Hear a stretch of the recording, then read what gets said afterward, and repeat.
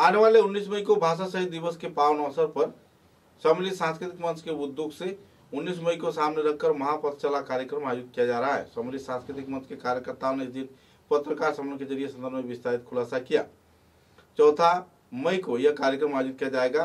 इस दिन सभ्यता के संकट शीर्षक की विचार विमर्श सभा मध्यस्थ सांस्कृतिक समिति के सभागृह में आयोजित किया जाएगा। धारावाहिक कार्यक्रम के तहत 26 मई को नजरुल सुल्तान जयंती उद्यापन कार्यक्रम भी हाथों में लिया गया है।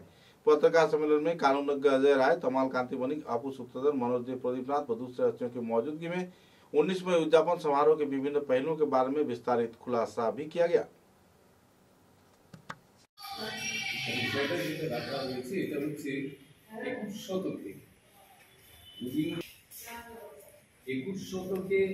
মাতৃভাষায় রবীন্দ্রচরণের জন্য এবার কেউ বিষয়ের পক্ষে বলবে, কেউ বিষয়ের বিপক্ষে বিতর্ক যেহেতু একটা বিষয়ের নির্ধারণ এভাবে এবং আমাদের উদ্দেশ্যটা এটাই যে সবাই স্বতঃস্ফূর্তভাবে স্কুল থেকে, কলেজ থেকে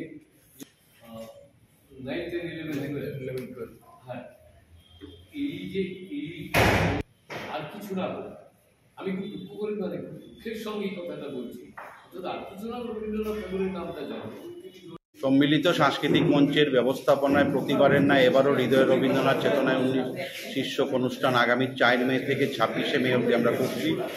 তারই মধ্যে আমরা আলোচনা, তার মধ্যে সঙ্গীত, তার মধ্যে নাটক, গান বাজনা, বঙ্গভবনে আমরা সাংস্কৃতিক অনুষ্ঠান আয়োজন করেছি।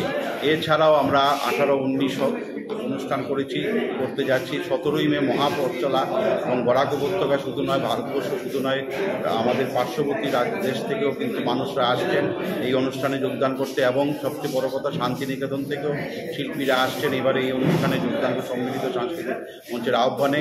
আমরা আশা করব পুরো অনুষ্ঠানটিকে যে 4 মে থেকে 26 মে অবধি যে আমরা অনুষ্ঠানটা আয়োজন করব এবং তারই সঙ্গে 17ই মে যে আমরা 19-এর মহাপথচলা প্রতিবারের ন্যায় করছি। আমরা আশা করব বরাক উপত্যকার সুস্থ আপামর জনসাধারণের কাছে আমাদের বিনীত আবেদন থাকবে, প্রতিটি অনুষ্ঠানে আপনারা নিশ্চয়ই কাগজের মাধ্যমে পাবেন এবং আপনারা আমাদেরকে ফোন করতেও পারবেন বা আপনারা সম্মিলিত সাংস্কৃতিক মঞ্চ আপনারা নিজে বলেই আপনাদের সহযোগিতায় উপস্থিতিতে অনুষ্ঠানগুলো পুরো সার্থক হবে, সেটাই আমরা মঞ্চের প্রতিটি মানুষ আপনাদের কাছে আমরা বিনীতভাবে আবেদন জানাচ্ছি।